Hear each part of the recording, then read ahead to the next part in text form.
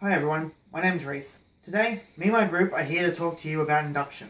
Now, some of you may have just heard that and groaned. Some of you may have cheered.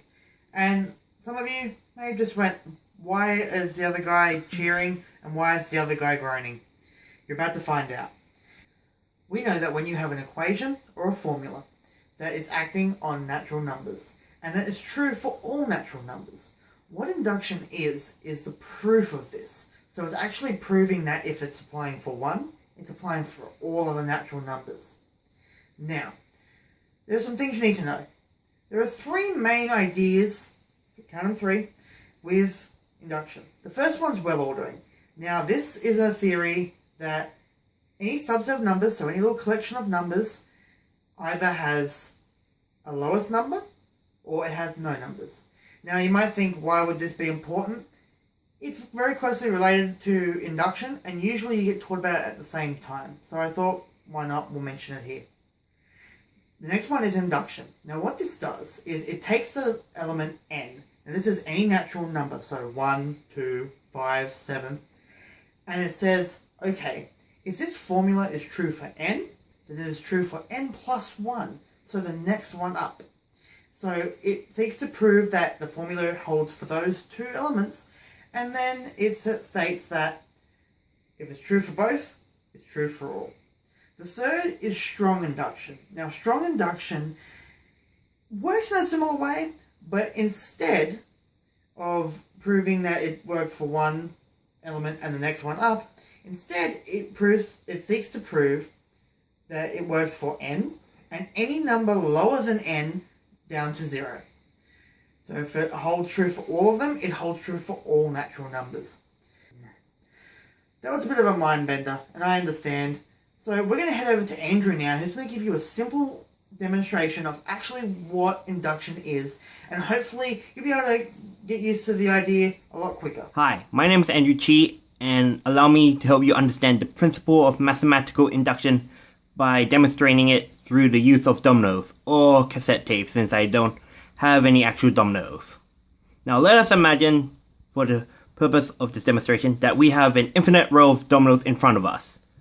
Well, we obviously don't have an infinite amount of dominoes, but bear with me.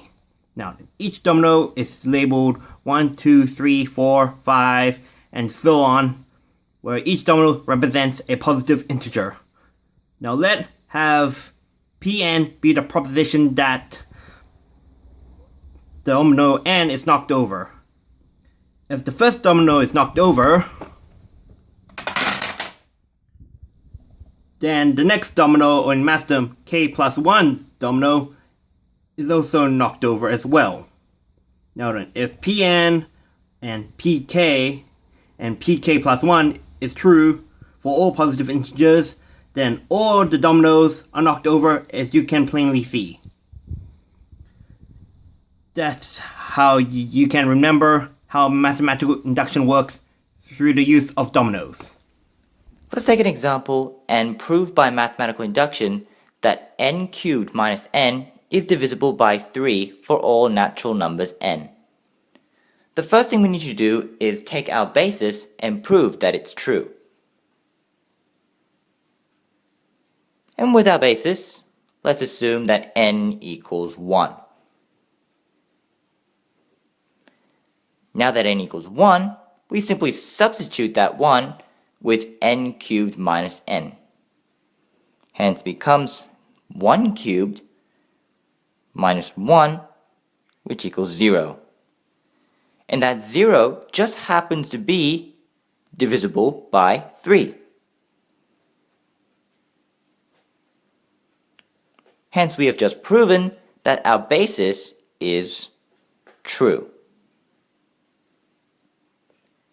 For our next step, we need to assume that for our inductive step, that n equals k plus 1 is true.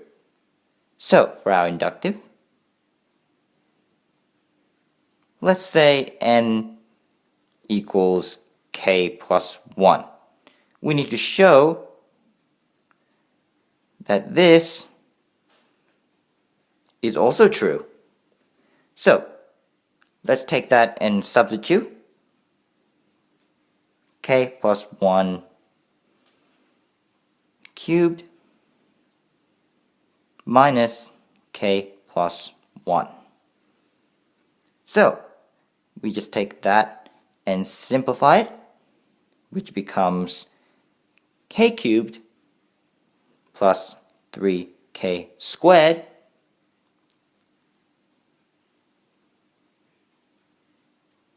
plus 3K plus 1 minus K minus 1.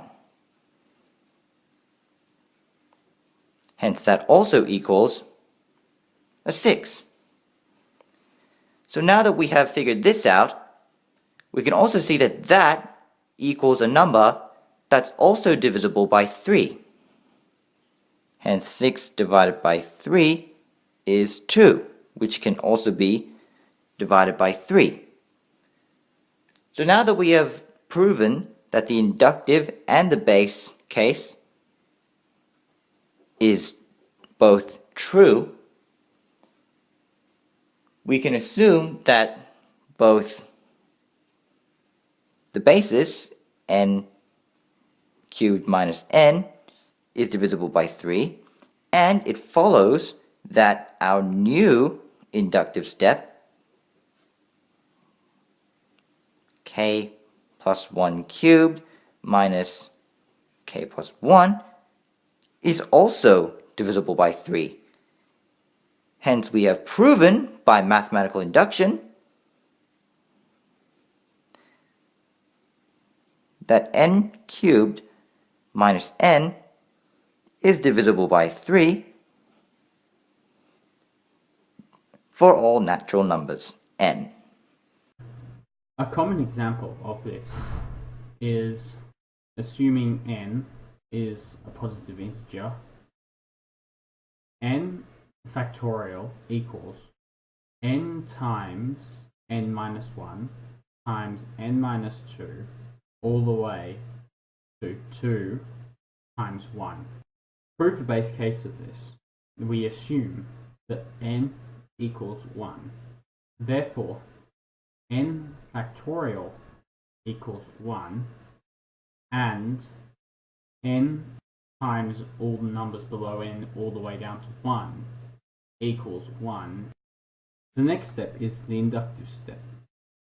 For the inductive step, we assume that f of k holds a theoretical real number k.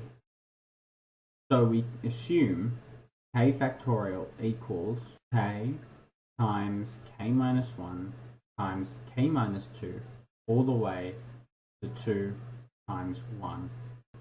Using the base case, we can assume that f of k plus 1 is true, such that k factorial times k plus 1 equals k plus 1 times k minus 1 times k minus 2 all the way to 2 times 1.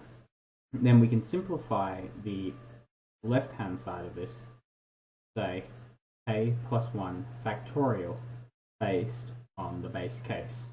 Then we can further simplify the right side of this using more or less the same criteria as for the base case is true, so we can take all of it but the k plus 1 and turn it into the left-hand side.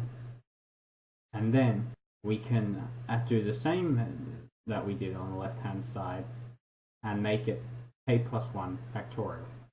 This shows that f of 1 and f of k, therefore f of k plus 1 is true for all positive integers k.